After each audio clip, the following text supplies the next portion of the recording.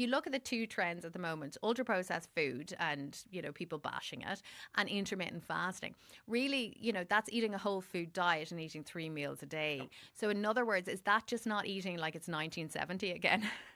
So when it comes to intermittent fasting, it's, closing the kitchen after dinner works for some people, especially if they have insulin resistance that's leading to fatty liver disease. Having a time cutoff is normal enough. Like in Yeah. terms of, like we would see that we would advise our clients a 12-hour window of eating and saying whatever your last meal, so whatever your first meal was, ideally last meal, that's it.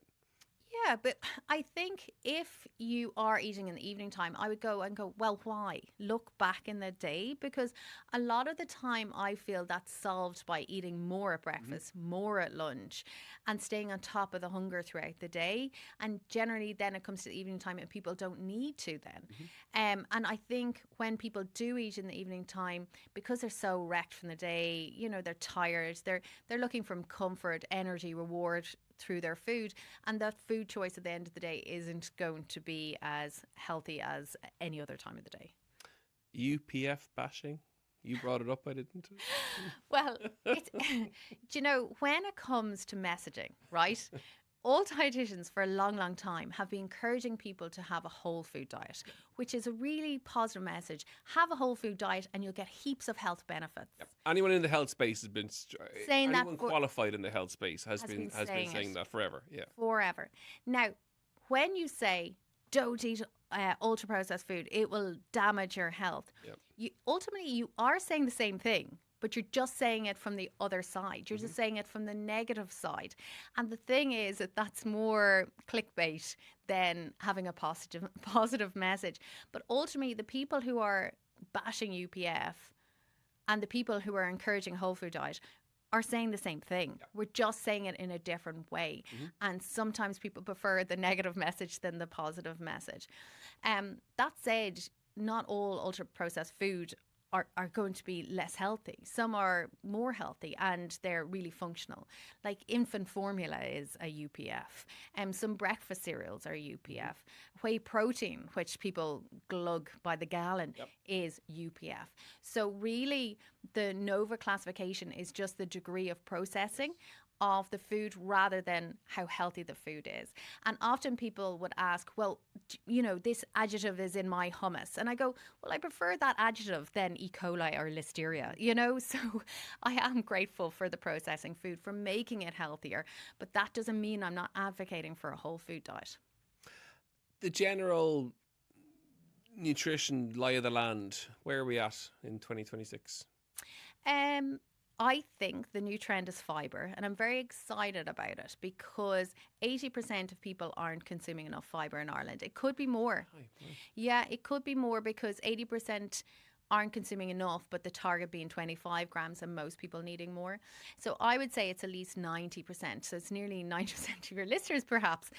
And I'm excited about people learning a lot more about fibre and including more and the health benefits that will give them. I suppose it's a bit like when protein became in vogue. I love protein too, and I love the power of protein and the healing aspect of it in terms of wound healing and recovery of muscles and stuff. But at the same time, when we look in the shops, they're now adding protein into everything. So protein water the other day somewhere. Where was I? Anyway, it's in water now apparently, yeah. But it's been added into everything. And I think when fibre becomes on trend and people be counting their grams of fibre now, I do worry that they're going to lash fibre into foods, extra fibre. And the problem is that the benefits come from eating it in its natural state. Okay. And also when you add fibre to foods, a lot of companies will go for a fibre that tastes nicest and is cheap enough to produce, etc. So I wonder, will that, with fibres, there's lots of different types of fibre, but I worry that people are going to overconsume one or two different types and therefore get gut issues from it. And it's very uncomfortable having too much fibre. Like it's a very uncomfortable, bloated.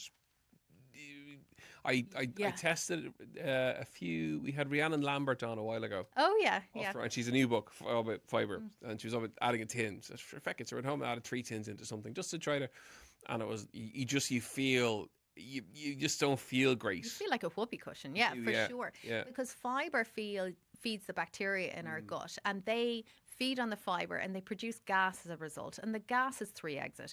Either you're good at burping and you burp it out, you're good at farting and fart it out, or you're not competent enough in either, and it stays in your system, and overnight it seeps into our blood and we naturally breathe it out. So that's the exits of fibre. So when you are increasing your fibre intake, increase it slowly and increase it with water. And really vary your fibre sources to reduce the discomfort. But one of the foods I'm always trying to get people to eat more of is beans, peas and lentils, because one serving of it provides about 10 grams of fibre, which is loads. If we need 30 grams a day, that's loads. It's also very cheap. It's like very a tin of butter beans has 20 odd grams of fibre in it, and it's like 99 cents. And they're a great source of carbohydrate as well as protein, and as well as vitamins and minerals. There's oodles of like vitamins. A chicken breast, like 3 chicken breasts, or they're organic, are what are they? 7 quid, 8 quid. Mad. Around that, you get 7 or 8 tins of a bean source of protein and fibre for that. So from a volume perspective, it's a cheaper way of getting your protein and your fibre in. Yeah. Absolutely. I would say aim for a little bit every day rather than going, I'm going to cook a vat of dal and have it Monday, Tuesday, Wednesday, because your gut wouldn't be up to that. Yes. We need to spread out our fibre intake. So put green lentils into your mincemeat, put butter beans into your mashed potato, have baked beans with your eggs, add in a little bit over time, red lentils into tomato-based sauce, etc. And then you'll find you'll digest it much, much better. And if you drain the tins and rinse them lots, you'll digest them better as well. But they're one of my favourite foods that I really do encourage people to eat far more often than they do.